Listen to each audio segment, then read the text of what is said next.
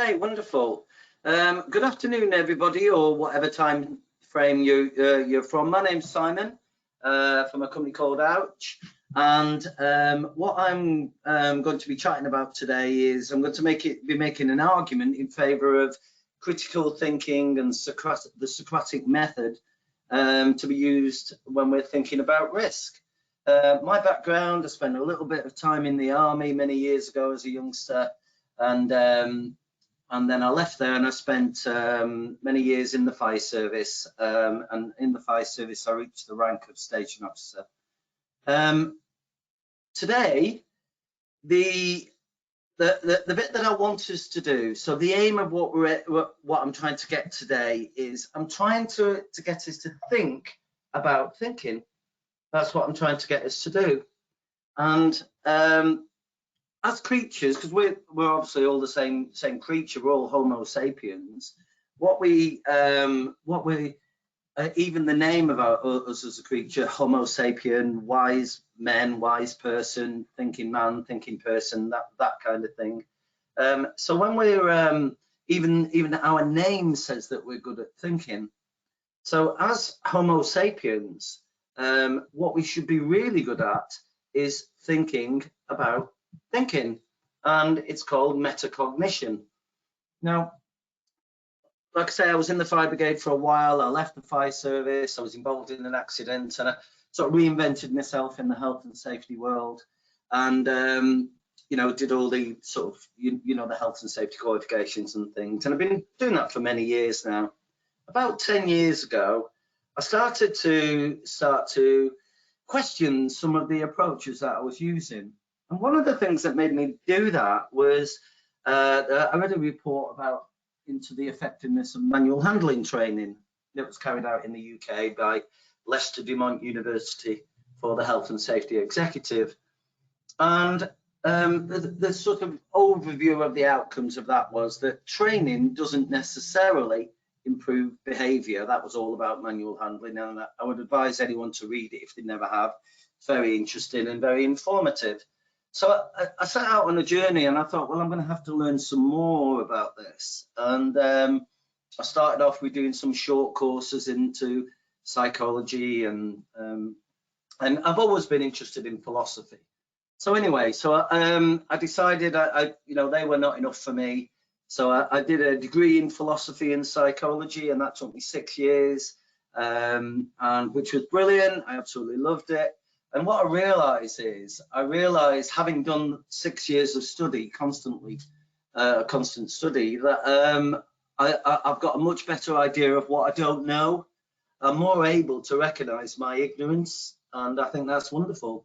I didn't stop there though. I felt I needed to learn a little bit more, in particular about ethics. So at the moment, I'm in the middle of doing a master's degree in applied and professional ethics. Within health and safety world, there's a lot of people talk about ethics, and it's obviously a really important thing, but it's very rare to hear anybody talk about ethics who understands ethics. So I decided I'm going to need to learn a little bit about it, and that's what I did. So in today's session, I'm going to make an argument. I'm going to suggest that what I think is, I believe that thinking will make risk management better. That's what that's my argument. So that's my statement, and I'm going to make an argument for that. Okay, and one of the first things I want us to do, we're just going to watch a little video. It's the sound doesn't work for some reason on this platform, so I'm just going to have to press another button at the same time. So hopefully I get the synchronization right. So this video highlights how we might think differently about something that gives us the same outcomes, and you may have heard of it. It's called the trolley problem. So what I'm going to do is I'm going to play the film, and it would be great if I could speak to you, but obviously I can't, and then I'm going to make some comments about it afterwards. It's only a short film, so let's try and synchronize the two computers. Hold on, I haven't got the synchronization right. Bear with me a moment. Oh goodness, there you go. The best laid plans and all that. Right, let's give it another go. Nope, sorry about this. Right, okay. Bear with me a moment.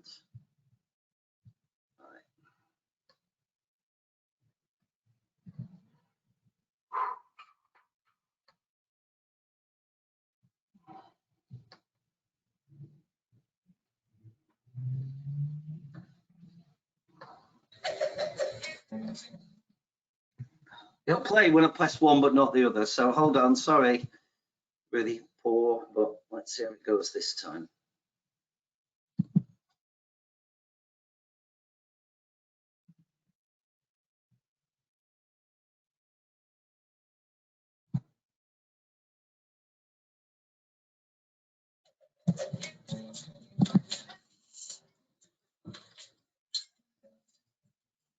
A runaway train is heading towards 5 workers on a railway line. There's no way of warning them, but you're standing near a lever that operates some points.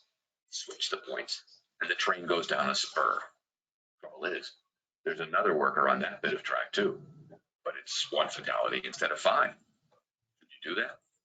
Many people think the right thing to do would be to switch the points, to sacrifice 1 to save 5, since that produces the best outcome possible.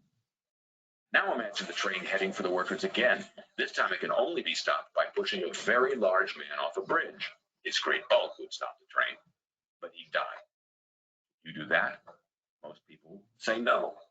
But why not? Both thought experiments are cases of sacrificing 1 to save 5.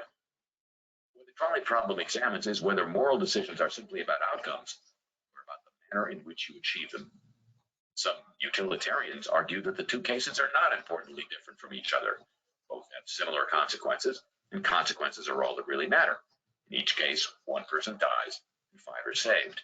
The best option in each harrowing situation. But lots of people say they would switch the points, but they wouldn't push the man off the bridge. Are they simply inconsistent, or are they onto something?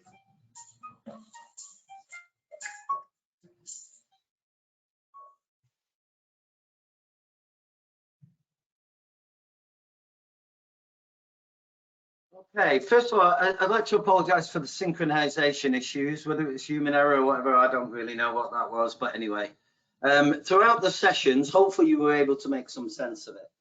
So one of the interesting questions that come out of that is that when we change the circumstances, the things that we would do change. But why? Why would we do that? Why would we respond differently to something that gives us the same outcome? So in the film, we saw pulling the lever and we saw pushing the chap off the bridge. Both of them would give us the same outcome, but most people, and I've done this many times as a thought experiment in sessions that we run, most people would pull the lever but wouldn't push the man. Why is that? And things like that are what I believe are interesting questions. And throughout the session today, I'm going to put on the screen some questions that I think are interesting. I don't know if you'll agree, you'll make your own mind about that. But one of them is this. One of the things is I often hear people, and I do myself, somebody says something and I say, I think, and then I say something. But the reality is I probably haven't thought. What's happened is the first thing's popped into my mind, and then I've said what that, and if it seems reasonably plausible, I say it. But that's not the same as thinking. When we say thinking, that's not what we mean. So if we believe, and you may or may not believe it, that being a risk manager or a health and safety professional or whatever job it is that you do, if you think that that was going to go better by thinking about what we do before we do it, then, which is what I think, that's what I believe, then I think we need to ask ourselves some questions and say, well, what should we do then? What can we do to help our thinking? And the first thing that I believe we should do is question our assumptions. So, and we're going to go through all these sections as there's only 3 elements here. We're going to go through these elements, and because I'm making an argument. So imagining I'm saying we should question our assumptions, that's a statement. I'm going to argue why I believe that's right. I'm also going to argue why I think we should use logic to help us think. I'm going to give a very brief, I mean, you know, completely inadequate introduction to critical thinking and logic, very brief. And also think that we need to think about diversifying the way that we think. And we'll have a little chat about that as well. I mean, we obviously can't talk about any of these things in any great depth, but a little bit. So some of the interesting questions that cross my mind are things like this. Is it possible to accurately predict the future? Now that, you may or may not think that's an interesting question, but I do, because a lot of health and safety uses risk assessments that are generic. And they're written by somebody who is imagining the future. They're imagining that when the worker does the work, 2 weeks down the line or wherever it might be, that the thought that they're having, the risk assessor is having, will truly represent the circumstances, the situation, the people. So an interesting question is, are we good at, can we accurately predict the future? And if not, what can we do about it? Another question that relates not just to risk assessment, but to other elements of risk control is it possible to know all there is to know about anything? Because if I'm saying that I think you should do this, well, that's based on some kind of assumption that I know everything that there is to know about how you should do something. So again, I find that an interesting question. Another one, is it true that I can be responsible for something that I can't control? So as I see a lot of people in the health and safety industry, or many, I see, health and safety is your responsibility. So the question then is, can I be responsible for something I can't control? Again, I think that's an interesting question and one that we should explore. Looking at that again in a slightly different way, we're going to say that if we believe that everyone ought to work safely, does that mean that they can? Again, another question, don't know if you're finding these interesting, but it's kind of things that I find fascinating. And whether it's because I've spent a long time doing philosophy and psychology and all that, and having to write essays and set out my arguments and being told they're rubbish sometimes, which they are, has helped me use critical thinking and use philosophical reasoning. So one of the things that we perhaps need to just get straight right from the beginning is, what is critical thinking? And it's the same with many statements, many words. We can find lots of different definitions that try and tell us what critical thinking means. One of the tools that we use when we're thinking philosophically and we're making philosophical arguments is this, in order to help us understand what something is, we need to clarify what it isn't. So what we could do is we could ask the question, what does uncritical thinking mean? What constitutes that? So if somebody was thinking uncritically, what would that look like? What would that include? And I've just jotted down some thoughts here that might help us think about that. Okay, so uncritical thinking, there we go, click. There we go. Is automatically believing what we read, what we're told, and also what we think as well, without stopping to consider whether it's accurate, true, or reasonable. Now, so these statements, obviously we're doing this very briefly today, we don't have much time. These are statements that we could go away and think about for hours, days, or if you're a philosopher, you could think about them for the rest of your career, these statements such as this. So if we agree, and I don't know if you do, that automatically believing something, okay, is being uncritical. When we say critical thinking, we're not saying I'm criticizing you if you say something. I'm not criticizing you. What I'm doing is I'm being critical of what you said. I'm considering what you said and I'm saying, okay, why should I believe that? Is that true? Why do I think it's true? I'm doing that. Now, critical thinking is, in my opinion, is the opposite to this. It's the opposite to automatically. It's not automatically. It's not automatically believing what I read or are told. And it is about stopping to consider whether what's said or what I've read or even what I think, whether it's accurate, true, or reasonable. That's what I think it is. And I probably never met any of you people. I may never have seen, I don't know if you do social media or anything, but it's not unusual to see people on things like LinkedIn and, you know, write articles and things. And you can see that whilst they're obviously really passionate and committed about their statements, their opinions, they lack critical thinking. And I see this a very lot, where people don't use critical thinking. What they do is they respond or they write about what they believe but haven't necessarily thought. So that's why I was saying before about, is it often we say we think when actually we haven't.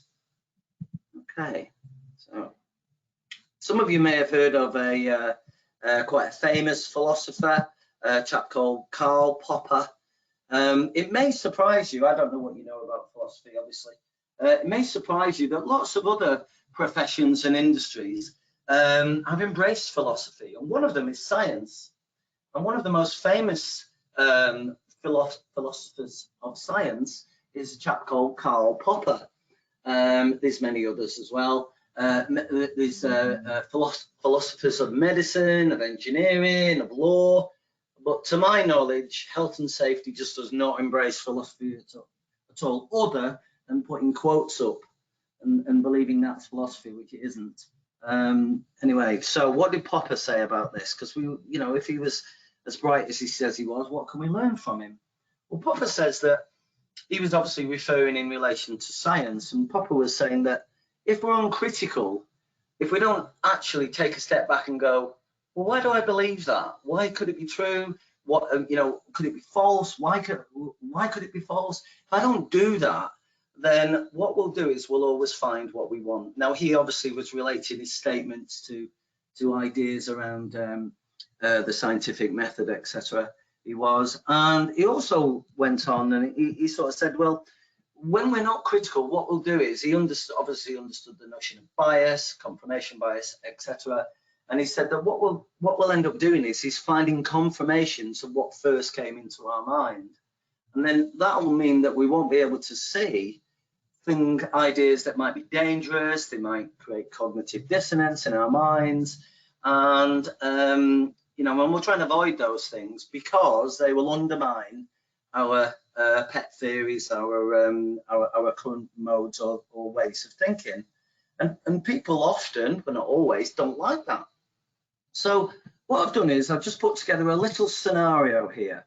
And we've got this imaginary business, it's called ABC Limited, and we're going to look at different approaches that we might, we're going to look at a critical thinking approach to a problem that they've had. So in ABC Limited, there's lots of people work there and they do all lots of different jobs, obviously. And we've got Marcus, Bob, Luca, Mary. Mary's our manager, our senior manager. And in this example, Bob's our health and safety person. And that's what Bob does. Okay, so unfortunately, ABC Limited, there's been an accident. Unfortunately, Luca has injured himself, and you know, it's obviously a very undesirable, bad for everybody, but obviously bad for Luca most of all, and Luca's family, but obviously bad for the business. So Bob, the health and safety guy, he's heard about the accident, I mean, and quite right so. He said, well, blinking heck, that's awful, you know, that's a terrible thing. We need to do something about that. I'm going to need to speak to Mary, because Mary, if you remember me saying, Mary's the manager, the site manager, and he's going to go and speak to Mary and see what they could do to maybe improve things. So that's what they do. They meet up and Bob and Mary start talking. Bob says to Mary, well, you know, we've had that terrible accident. It's awful what happened to Luca, and we're going to have to do something about our safety culture. Mary is obviously keen as well to, you know, reduce accidents in the workplace and look after the team and everything. She's in agreement, and she says, yeah, I completely agree with you. But what should we do? So Bob had an idea come to mind, and this is what he said. He said, well, I think that managers should do more site visits, because as a result of doing the site visits, we'll get a greater level of trust between the employees and the management. And Mary goes, okay, let's do it. So that's what they do. they arrange, and Mary gets her PPE on, and she goes around, and she goes to the warehouse and all that lot, and says to Luca and the rest of the team, hello, I'm Mary, you know, health and safety is really important for us, and you know, talks about however the conversation goes. Okay, so what we've got there is we've got an opportunity to ask an interesting question. So let's see what that question might look like. So an interesting question might be, because Mary's doing site visits, does that mean that there will be an improvement in safety culture? Because we've obviously had the health and safety officer who's come up with this as an idea, but if we're thinking critically, we're going to actually question these ideas. That's what we're going to do. So just to remind us that critical thinking differs from uncritical thinking, and it's not automatically believing what we read, what we're told, without stopping and thinking about whether what was said is accurate, true, or reasonable. So in order to look at this in a bit more depth, we need to have an argument. Now, when we say an argument, we don't mean, right, that's it, and you know, we're raising voices and getting cross with each other, and we're talking about argument in terms of a philosophical argument. That's what we're talking about. And a philosophical argument, there are more than these two, more than deductive and inductive, or sometimes known as non-deductive arguments. But for the very brief time I've got today, we're just going to, you know, highlight the differences between these two. So a deductive argument is, what we're doing is we're trying to deduce a conclusion. So the conclusion, which we're going to break this down into what's called a standard form in a moment of what Bob said.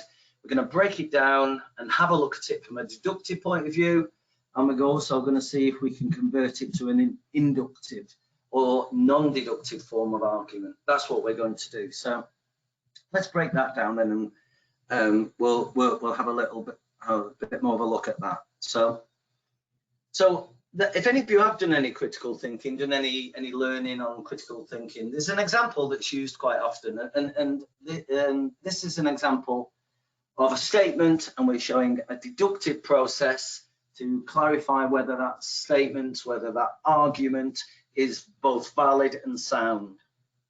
So the statement is this: Socrates is mortal. Okay, yeah, so let's break that down into the standard form then.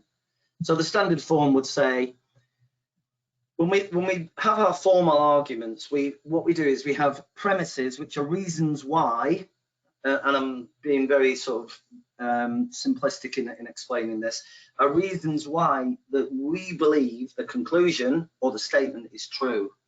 That's what we're doing. So we're having to think about this. Well, okay, well, Socrates is mortal, and we're being critical, and we're saying, well, why do we think that Socrates is mortal? And so we're building an argument deductively, and we're saying, well, Socrates, all men are mortal. That's one basis of building our argument. Socrates was a man, and so our conclusion then is that because Socrates is a man and all men are mortal, therefore we can deduce that Socrates is mortal. Now, when you look at a deductive argument like this, if the premises are true and its logical form is correct, then we can say, yeah, we believe that. You know, we can be pretty confident, if not certain, that Socrates is mortal. I know he's not actually alive at the moment, but I'm just showing you the process. Okay, so we need to convert this now into Bob and Mary and their conversation. So let's have a see what that would look like if we converted it into an argument. Now, the first thing we've got to do is look at statements and try and take out of the statement the important bits. That's what we've got to try and do. We tend not to live, well, I don't anyway, live my life saying, well, this is what I believe and these are the premises. You know, I don't communicate in the standard form or anything. I'm not so sure anyone would speak to me if I did, but anyway, but I don't. Okay, so he's made a statement, and he says that he believes that managers should do more site visits, as it will result in a greater level of trust between the management and the employees. So let's break that down then. So if we break it down into our deductive format, we've got a premise and a a formal argument must have a minimum of one premise and a conclusion. The premise that underpins this argument is that more sites for managers will result in higher levels of trust between management and employees.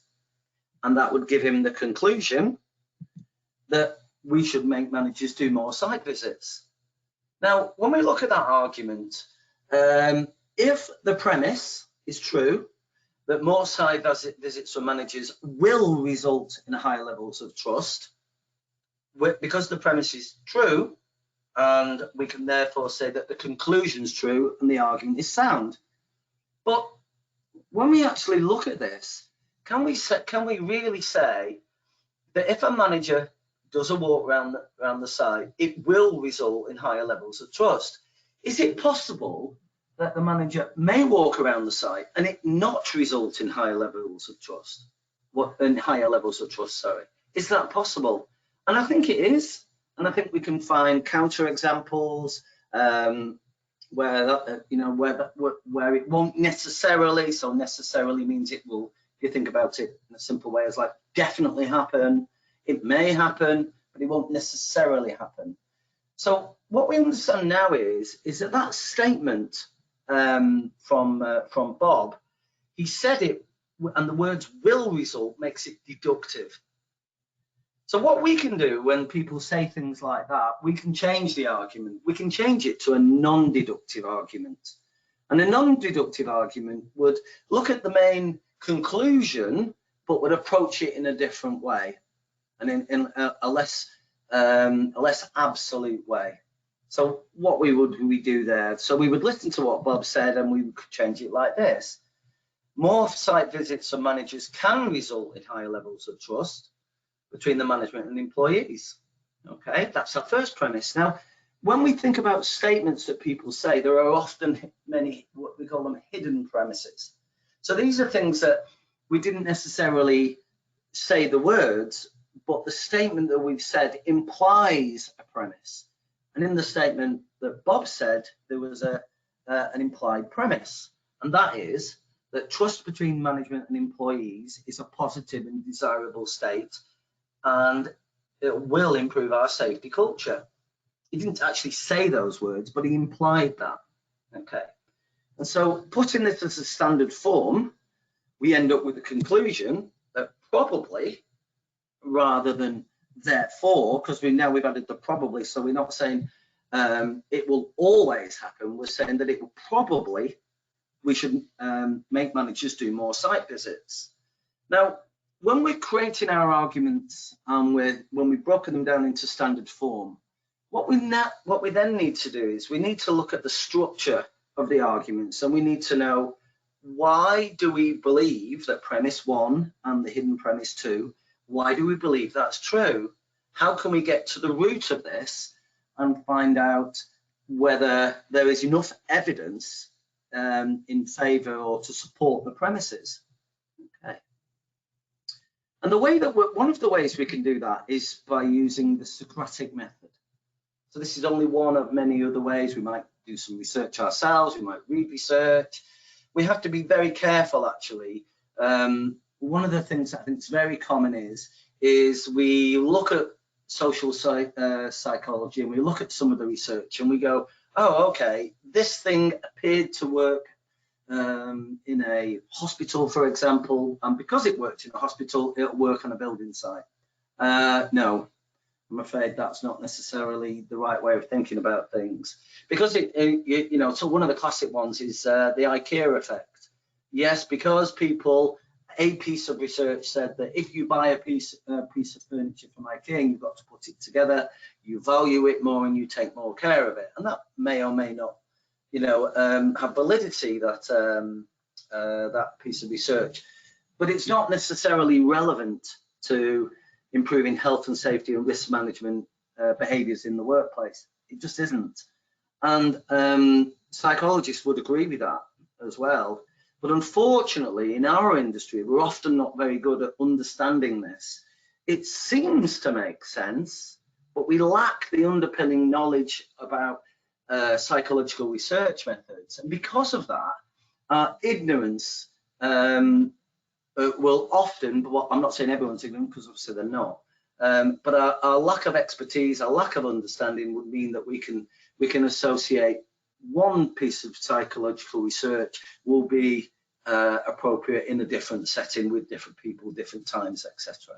So, so we need to be careful about that. We need to be careful. We need to demonstrate what is known as intellectual humility. We need to recognize the areas of ignorance. That's what we need to do. And we need to truly understand how much do we really know. And that very briefly is called intellectual humility. So when we look at one of the people who's supposed to be one of the great thinkers of history is Socrates. And Socrates said some things. Obviously, you all know that Socrates lived on the planet around 2,500 years ago, famously never wrote anything down. And he would walk around and he'd go and meet people from all parts of society, whether they be rich or whether they be a carpenter or whatever, or people in the street, and he would converse with them. And he would look at some of the great assumptions of the day. And so examples of things that were important to Athenians and the ancient Egyptians, sorry, to the Greeks were things like courage. What does courage mean? What's a soul? How do I know if I know something? Statements and questions that are actually really important, and the sort of things that we probably think we know what they mean. But actually, when we take a step back and we think about them, and we actually start to analyze what we believe something is, we can often find that it's something different than what we originally thought it to be. Socrates famously said, like I say, I don't know if he actually said it, but Plato wrote down in almost like an explanation of the conversations Socrates had, and they were called the dialogues. And you know, there's some quite famous quotes out there, and apparently he said, I can't teach anybody anything, I can only make them think. Okay, and so his Socratic method was about getting people to think. He didn't say this means that. He didn't do that. He'd ask a question, and then between himself and the group, if there was obviously more people there, they would look at the answers. So what does courage mean? And then a person might say, well, I think courage is this. And then Socrates would say, well, is Charlie's explanation of what courage is, what do you think, Bob? Do you think that makes sense? Is there anything missing there? Can we build on this? And basically what happened was the idea was like a little flicker of flame, and it was passed around the group and shared amongst the group.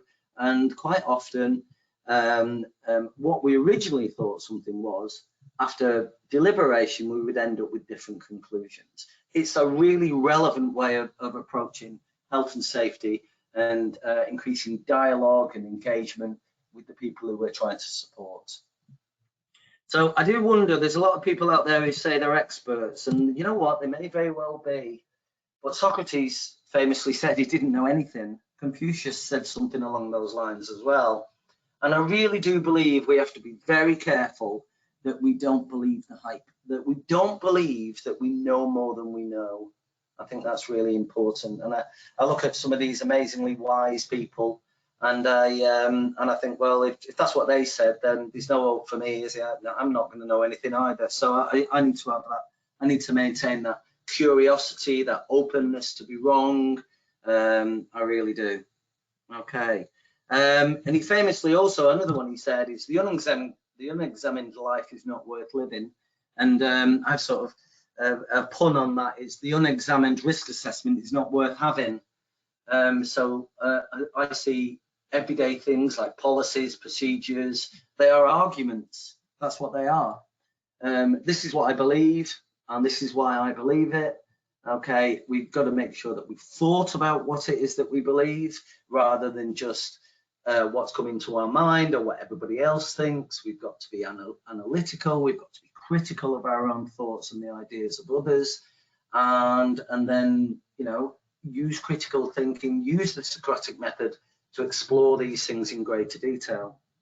Okay, Now, one of the ways, I didn't really explain what I do really earlier. I do a little bit of consultancy, but most of the things that I do is training. I'm training various subjects, and one of the subjects that I talk about is asbestos. And I use the Socratic method in all the training that I do. And instead of telling people things, and then they, in theory, remember them, go away and use that information, what I do is I ask them questions. And a classic question that I ask them, and this is a very common one I use, is I ask people whether they have a right to choose to work unsafely. It's a great question.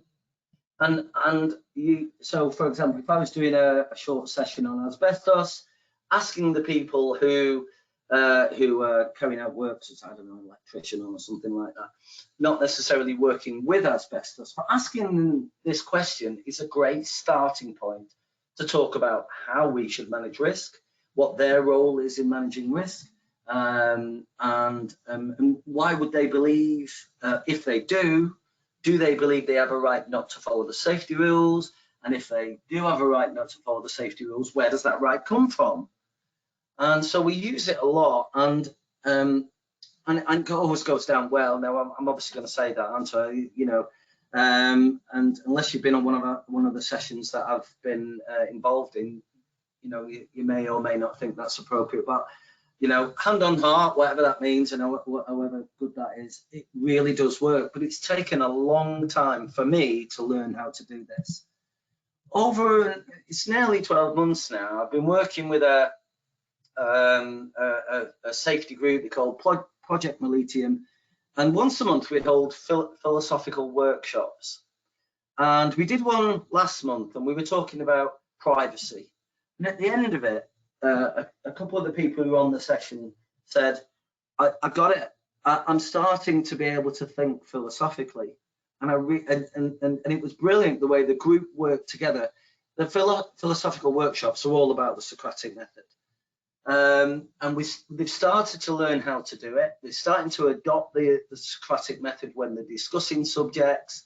It's almost like the question is in the middle, and all of us, not me, I just support them, I don't give my opinions, and all the people go, well, I think it's this, and someone will go, well, well, if it was that, what about this? And they go, oh yeah, I hadn't thought of that. And then we develop, like I said, like a little flame, and it grows into something more concrete. So let's have a look what it might look like in our scenario. So in our scenario, do you remember we had Bob and Mary, and they're having a look at their safety culture, and Bob started off by saying, we need to do something about our safety culture. I don't know if you remember him saying that. And Mary, yeah, she agreed, blinking out, yeah, definitely. We do, but what should we do? Well, if you remember the statements, which you may or may not do, that Bob said, managers should do more site visits. Now this time what's happened is, Bob has had to think about this beforehand, and he's changed his words because he used critical thinking, and he realized that if he said it will improve, trust will improve, and therefore that will improve our safety culture. He's had to think about that, and he realizes, yeah, no, it won't necessarily, it won't definitely, but it can improve. It can help improve, okay, the trust. And so Mary herself has also done a bit of critical thinking, is recognized that that's a piece of inductive reasoning. And she says, yeah, okay, great. But what we need to do is we need to have a look at how effective site visits are at improving trust. And then they need to go out and find out some more information and to get some clarification of why they believe or don't believe, why they should or shouldn't believe that site visits from the manager will improve trust, and trust will improve our safety culture. Because instead of just accepting it, what they're doing now is they're starting to think critically, and they're going, why do I believe that? Where's my evidence for that? Could I be wrong? And because of that, they're going to end up, hopefully, with better reasoning and therefore better allocation of resources, and obviously in this case, improved standards of culture and hopefully health and safety performance, because obviously that's what we want. The third thing on my list, that very briefly, is this notion of diversity of thought. And I'm not sure what sort of background everyone here is from, but the health and safety industry does seem to have opened up to this idea of the benefits of diversity, whether that be gender diversity or people from different cultural backgrounds or religions, etc. And I think but again, I don't know for sure, but I get the impression that we're doing really well there, that we're doing quite good. But I'm not so sure that that necessarily gives us everything that we need, because as well as having diversity of people, we need diversity of thought. And it's not necessarily true that having different people will mean that we think differently. Now, we definitely will have different perspectives. Of course we will. One human to another human will have a different perspective, yeah. And that is really important and really valuable and excellent. But it's not thinking differently. It's a different perception thought about in the same way if people are not using what I believe is what we need, and that's philosophical thinking. So just getting back to what we had right at the beginning, our argument, a very sort of quick, simple one, is I argue that we should question our assumptions. I think we should do that. I think we should try and reason through logic, and obviously, today was a very tiny slither of sort of introduction to critical thinking, and no one will leave this session as an expert in critical thinking unless you arrived as an expert, that's for sure. Okay, so reason through logic, and I think that we do need a diversity of thought. Look at all the health and safety shows they have in the UK. I have no idea what happens everywhere else around the world. To my knowledge, the vast majority of the people who are talking about things are health and safety professionals, or they are people, they're definitely not philosophers. They're definitely not ethicists. There's a lot of people talking about ethics who have no true understanding of ethics. And if we want a diversity of thought, we're going to have to think differently. It's the only way it'll happen. How can we question our assumptions? Well, we could use the Socratic method. We could come up with questions that will summarize our assumptions and then use the Socratic method to help us look at those. How can we reason through logic? Critical thinking can help us with that. And what would be amazing for me is if you went away and doing whatever you do, and you were able to find out a bit more about critical thinking, put it into practice, learn about it, learn, fail, go again, and develop your abilities. I think that'd be amazing if you could do that. Okay. And as I said a moment or so ago, I think that I genuinely believe that somebody who has spent large parts of my career not thinking philosophically, developing my ability to, I'm in no way an expert, I'm just better than I was before, to think philosophically has raised and opened many different perspectives and many different questions that previously I just would never have crossed my mind. Okay, so here's a question to leave you with just before we finish. And the question is, are there any parts of a health and safety professional or a risk professional's role which is not improved by the use of critical thinking, by diverse thinking approaches, by the Socratic method, by questioning our assumptions? And to be honest, if there are, I don't know them. Okay, thank you very much. Just want to apologize for the mess I made of synchronizing the sound and all that. I do apologize for that. But yeah, I'm going to pass over to Sue now and see if there was perhaps any questions anybody had. I'm not sure. Yeah, we've got a few questions, Simon. Thank you so much for an interesting and really thought-provoking session. So got a few questions. Here we go. How can we go about bringing more critical thinking into our workplace? Great question. What you have to do is, in my opinion, the first thing to do is to learn more about the structure of critical thinking. There are many things I didn't talk about. I mean, this isn't the platform to do that anyway, because we can't practice, because I can't speak to anybody and all that. But so anyway, so in summary then, find some kind of book or some kind of course or something like that, which will help you develop the basic understanding of things, of terms such as validity, soundness, cogency, and understand the simple ways of arguing. I've only mentioned a couple there: deductive and non-deductive or inductive. These other ones is abductive. And what I would say is get a basic understanding and then practice that, rather than learn loads and it just be a bit overwhelming. I'd just start with something really simple, and I like the standard form as a simple. It's not perfect logic, and there's lots of things, you know, there's lots of logical fallacies and syllogisms, and you know, there's plenty in there if you really want to get your teeth stuck into it. Start with something simple, put it into practice and see how it works, and then go again. And when you feel confident, you feel you've got the hang of that, go and do it again. Learn a little bit more and adjust and develop over time. Great, thank you. Sort of a linked question really is, are there any questions you might start asking a health and safety team to help us improve our thinking and processes around risk? Definitely. And I think this is a really good one. I mentioned it before. Start with this question: do we have a right to work unsafely? I use it with people from all roles, and I work with senior managers, directors, and I use it with people who are apprentices, and there's always an excellent debate comes out of it. And what we then do is when we have that discussion, we then end up with a framework which we can all agree.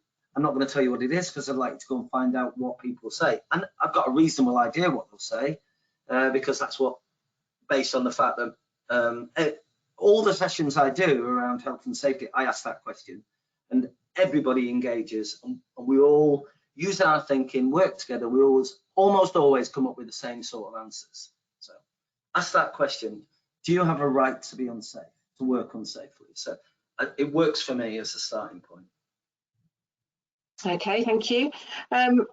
Somebody's also said, it sounds like all this sort of asking of questions, finding out what people think will take time, and there's sort of time pressures within companies to do things very quickly. So how do you sort of marry those asking of those critical questions within the time frames that are sort of, put upon you? Really good, excellent question. Yeah. So you use a risk-based approach, don't you? So what you do is you say, which questions are most important? Which questions do we have to get right, or else the outcomes are going to be likely to be greater? Which ones are less important? And plan your time and react appropriately to, if it goes wrong, what happens? And so use a risk-based approach. I'm not sure if that helps. Another thing I'd do as well is I would speak to whoever my manager was beforehand, or whoever I'm working for, and I would say, I would like to start using this, but it does take a little bit of extra time. I'd talk to them about it first, and then I'll be surprised if your manager doesn't want you to be better at thinking. Maybe they don't, but I would be surprised if they don't. I don't know if that helps at all, so. Thank you. Another question that's come in is, what happens once you've established that, yes, we have the right to work unsafely? Well, the thing is, you can't establish it. That's the point. I'm going to let you play with it, because there is no argument, I'm afraid, that you can come up with. And it would be lovely if I could have an argument with you and we could discuss it. And I don't mean a falling out, obviously. I mean a philosophical argument. So you need to know, if you're going to facilitate that kind of a discussion, what is a right? Where does a right come from? Do we have the same rights at work as we do at home? Or are they different? I mean, an interesting way of looking at this is when I come to work, imagine I was a painter and decorator, that's my job here, okay? And I come to work one day and my boss says, okay, Simon, I'd like to go to this house, and Mr. Smith wants to, there's the paint, green paint, he wants you to paint the walls green. Do I have a right, I'm going to ask you this, Sue, do I have a right to stop at B&Q on the way, stop at the shop on the way and buy some blue paint because I prefer blue to green? Do I have a right to do that? I think you probably have the right to do it, but you would have a very upset customer if he wanted a green wall. No, what you're saying is, you're saying I could do it, I could choose to do it, but I don't have a right to do it. That's different. Choosing to do, people will do things that they don't have a right to do. People will steal from others, but they don't have a right to steal, do they? But they do do it. So have a little think about what a right is, where it comes from. Here's a question for you, Sue. Do I have a right to choose not to carry out work if it's unsafe? Yes. I do, yes. And where does that come from? Well, that comes from a higher right, a human right. It comes from that, a right not to be harmed at work. So what I would say is understand, if you're going to start talking about rights, you're going to have to do a little bit of work to understand what they are first. And choosing to do something doesn't necessarily mean I have a right to do it. They're not the same. Rights are, you know, I don't have a right to choose to paint Mr. Smith's wall blue, I think, if I get my colours right, and still get paid. That's not how work works. Great, thank you. Another question is, thinking about those people that think differently from ourselves, how do we go about identifying those? Well, I would say firstly, talk to them, ask their opinions, and try and figure out, you know, well, why do you believe that, and how did you get to that point? You think this, why do you think that? So what we often do is, if me and you are having a conversation and you say, I think this, what then normally happens is, and not always obviously, but commonly happens, should we say, rather than normally, I think that may be better. What commonly happens is that I will say, well, I don't think that. So what I've got to do is listen to what you say and ask you to explain why you think it. And then we can look at that critically look at that, break it into deductive or non-deductive or inductive logic, and then we can see the flaws in it. If there is any, maybe they're right and we're wrong. Okay, thank you. I'll just check if we've got any more questions.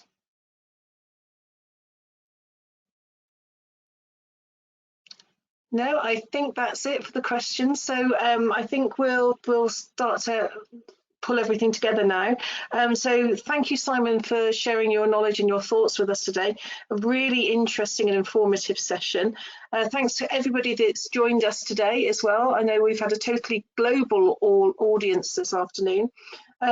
As I mentioned at the beginning, the recording of the session will be on the YouTube channel either later today or tomorrow, so you'll be able to catch up and recap on anything in your own time and perhaps pull out some of the great questions that Simon's asked of us this afternoon.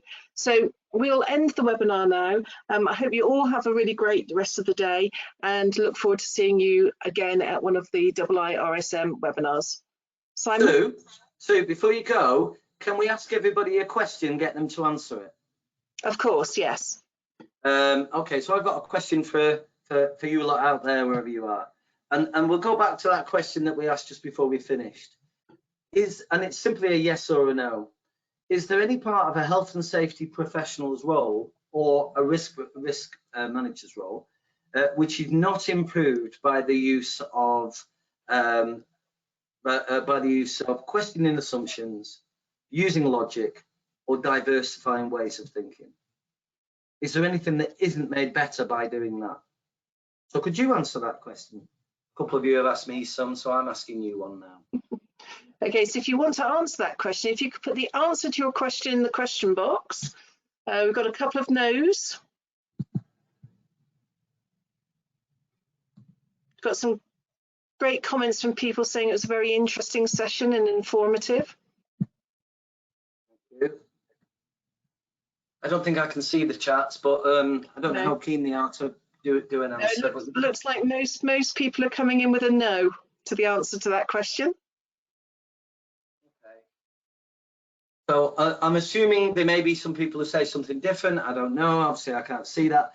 If that's the case, then, if it is true that questioning assumptions, reasoning through logic, diversifying thought, thinking differently philosophically, for example, why do we not do this?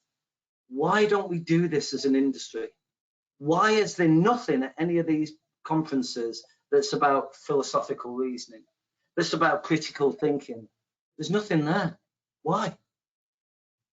Go and ask. Say, we need some of this. Because if it's going to help us in our role, why are we not doing it? If you want to choose a control measure, your choices will be better if you think critically. If you want to respond to comments or design a policy, it will be better if you think about it first, not just the first thing that comes in your mind and then, oh yeah, I agree with that. Thinking makes you amazing. Let's be better at it. That's what I think.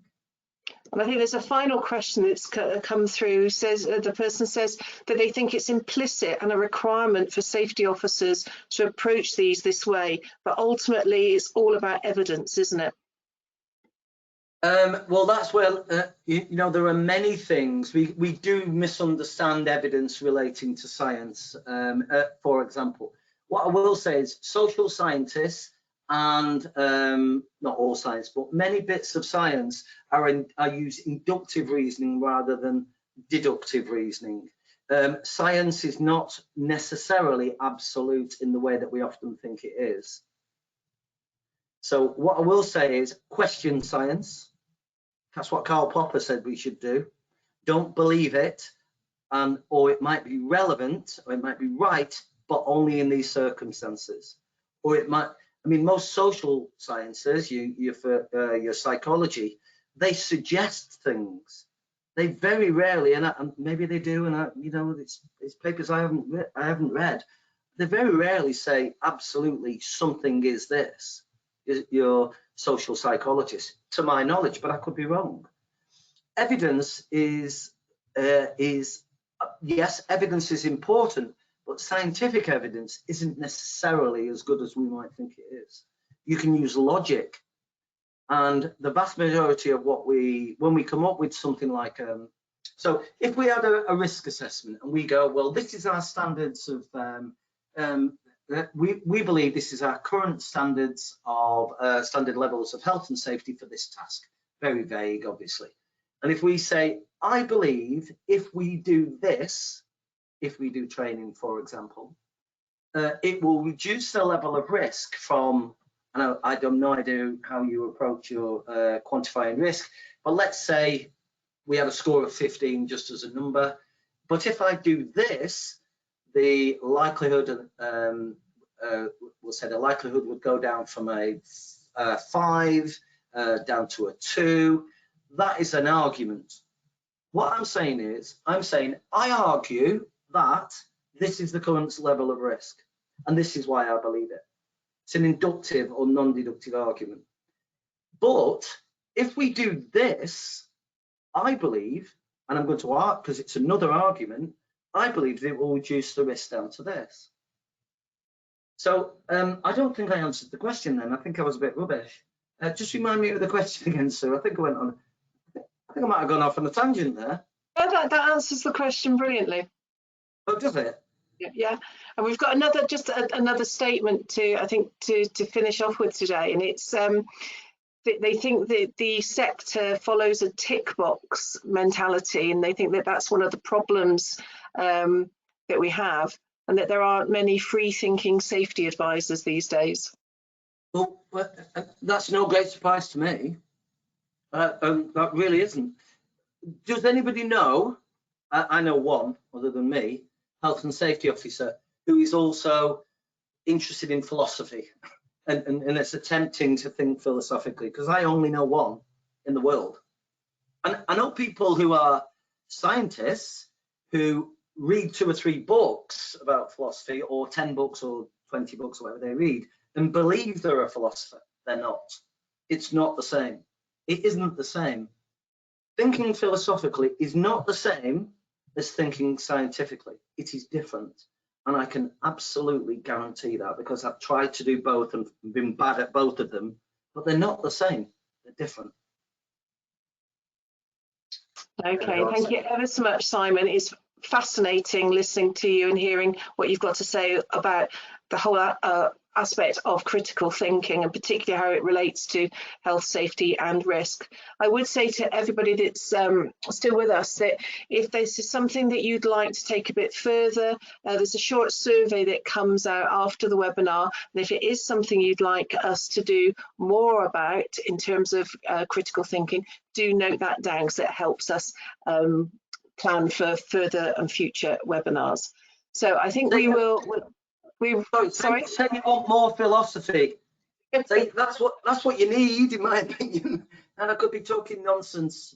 I'm not saying it answers every question, but it helps you ask the questions, and then we use other things to help us answer them, our science and engineering and all that business. But we're not even asking the right questions. So whatever questions we're asking now, we may or may not be getting the right answers. But if once you start to utilize critical thinking in philosophy, you ask different questions. So therefore, you're going to get different answers. Right. Absolutely. Absolutely. So just once again, I'll put the recording onto the YouTube channel either later today or tomorrow. Have a great rest of your day. Thank you again so much, Simon, and hope to see you all again at the next IIRSM webinar. Thanks then. Bye-bye. Thanks, everybody. Bye. Hope it was of some use. Go out there and think critically. Learn philosophy. It'll definitely make you better at what you do. Thank you very much.